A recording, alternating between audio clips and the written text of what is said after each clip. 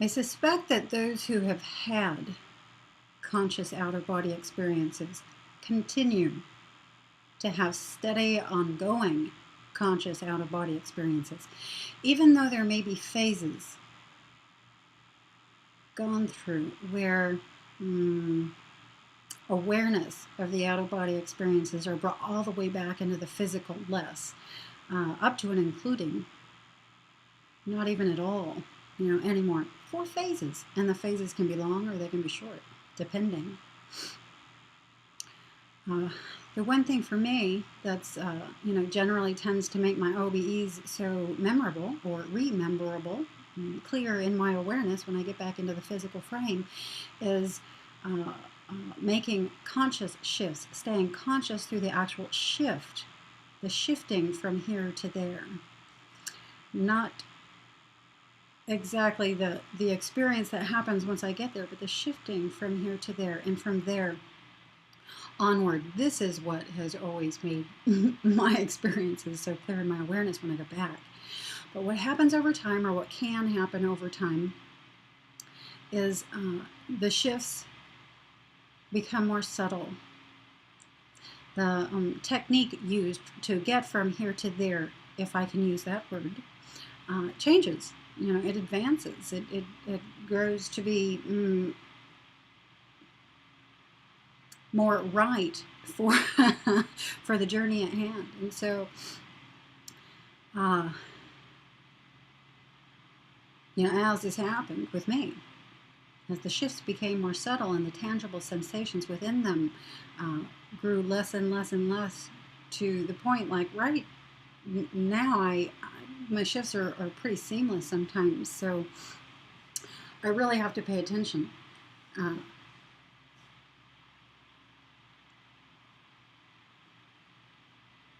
And connect with something else, something more, something maybe greater, something bigger, that still allows me to retain the awareness when I get back into the physical. There's also something called the decline factor, which I won't go into.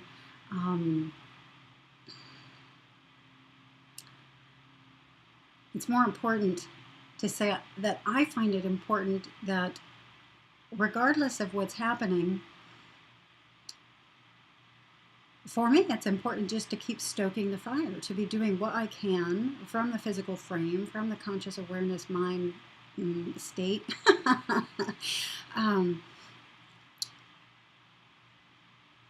To keep it going, to keep stoking the gift I was given. Because if I don't do that, there are periods where the consciousness as a whole is fine-tuning, and that the conscious awareness individual is sort of left out of what's going on during this time frame because it hasn't fine-tuned to the same level. Things will always fine-tune in the physical frame, in the time-space illusion frame, at what we perceive as a slower rate, as to how the speed at which the rest of the consciousness is fine-tuning. And so I find I can keep up, or do a pretty good job of keeping up if I remember during these phases where I'm not bringing the awareness back to continue stoking the fire, to come up with something new that I can involve myself in, involving this gift. What I'm doing right now, I call it turning myself inside out, and it's something I've been able to do for some time. And when I'm not bringing any awareness back with me for weeks sometimes, I will find I begin to do this, among other things. But this is one thing, and it's a good thing because it's something that anybody could do. I will just deliberately, at intervals throughout the day, close my eyes and look into the vision field behind my closed eye, letting the realization seep into my conscious awareness that this is another location. It's another environment.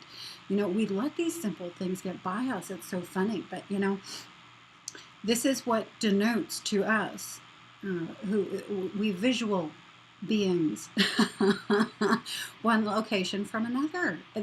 The landscape is different, right? The vision field is different. When we're, at the Washington Monument, the visionscape looks like what it does. When we're at the Eiffel Tower, it looks like what it does. But they're two different visionscapes, and that's how we know we're in a different location.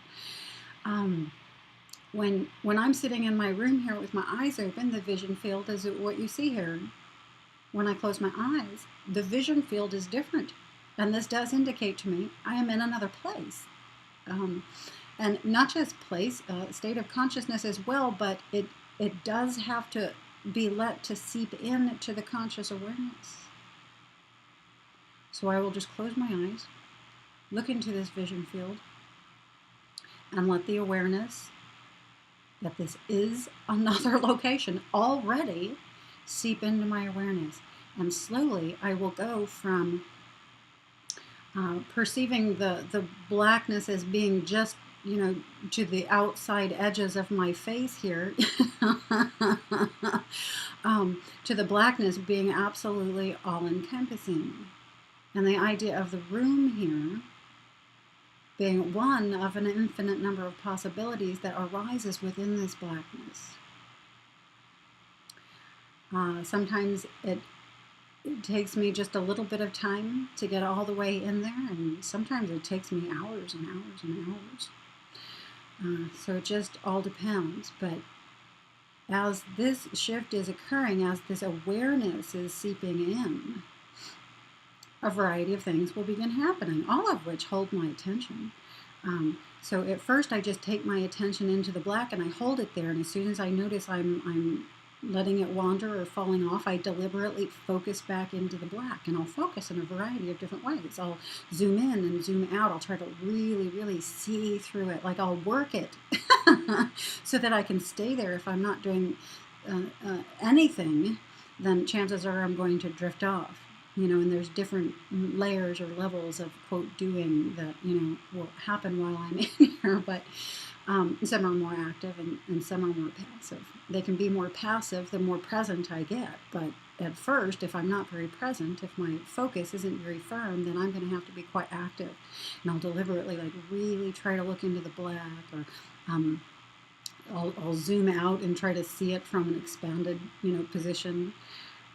All kinds of different things, and these are feelable.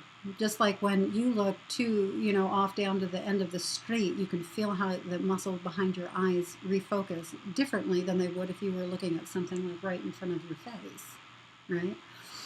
In the process of this, all kinds of things happen. Lights will flash at me, so others who are seeing me become more bright there. Will make themselves known to me at first as these lights. I can also focus off into the color of the light and see if I can get to where they are, and sometimes I do. Other things that will happen is vision fields will begin coming in just vaguely, or they may pass. Sometimes they're steady there in my awareness, and then sometimes they'll pass. I'm shown a few things, not quite like hypnagogics, a little bit more like remote viewing, but before coming fully into any particular environment. And so all of this, keeps me interested in here while the turning out process begins, turning inside out. So at first I'm primarily in my room, and the blackness is just this little bit behind my eyes. As the shift occurs, the blackness becomes all-encompassing again, and the environment that is my room is just a very small one, in an infinite number of possible visual landscapes that can arise within it. Another thing that will happen is you'll notice how present you're becoming, because at first you might try some nonverbal communication, some thinking out loud. That you can hear inside your mind. And at first, when I begin doing this, it's really funny. The muscles of my tongue and mouth will want to work to help form the words. But as I become more and more present there, of course, the nonverbal communication, just the thinking becomes effortless and easier, quicker, and you're not engaging your muscles to help make it come through. Things like that. So this is sort of the new way I'm diving into stoking. Not really new way because I've employed it before, but it's new because I haven't used it for a while, and it made a lot of sense to start using it now. Okay, absolutely nothing's happening. I can't bring any awareness back. Great, I'm going to start doing this. A few times a day, just close my eyes and do it. Sometimes I'm just at work going about my day and I'll just do it very quickly, and sometimes I set, personal private practice space time where I can do it always right before I'm going to sleep at night. That way awareness is stronger through the night, and again always, waking up early to do it again then.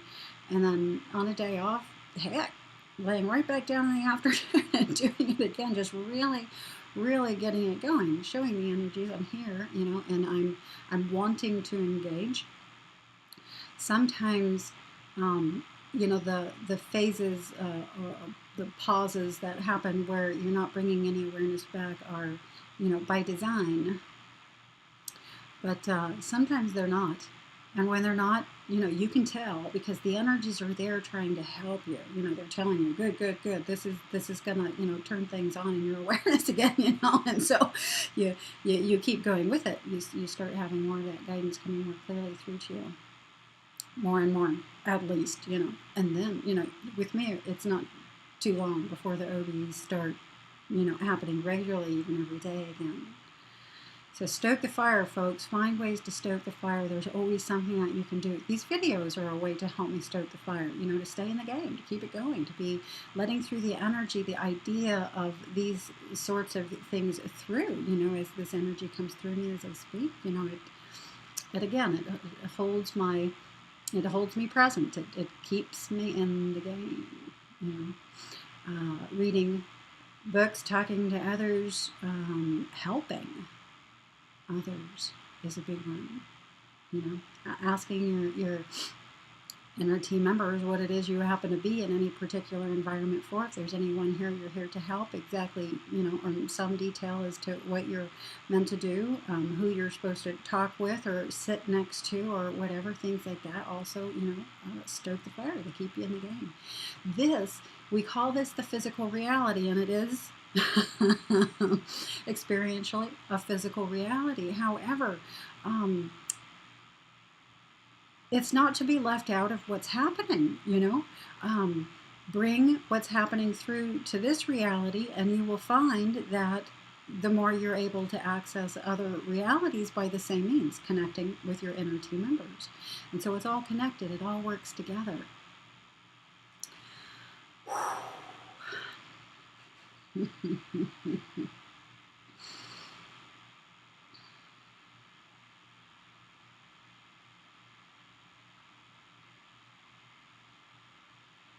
It's interesting.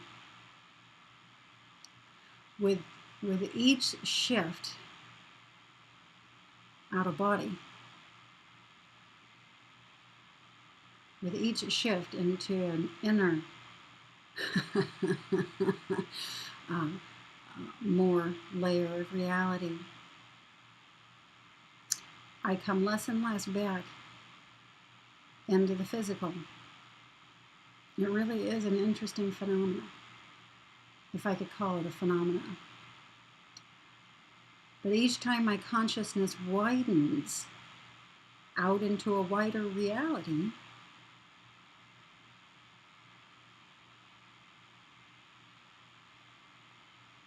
that width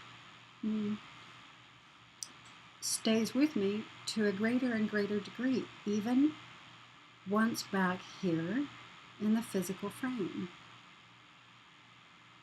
until the physical frame is exceeded altogether. This is what's happening. This is what's happening with me. It's what's happening with many of you, if not all of you. I still haven't given up on that idea.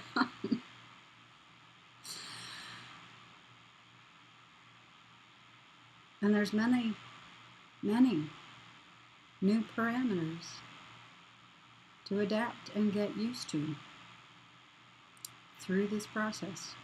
Maybe a part 2 will have to come up on that to continue more.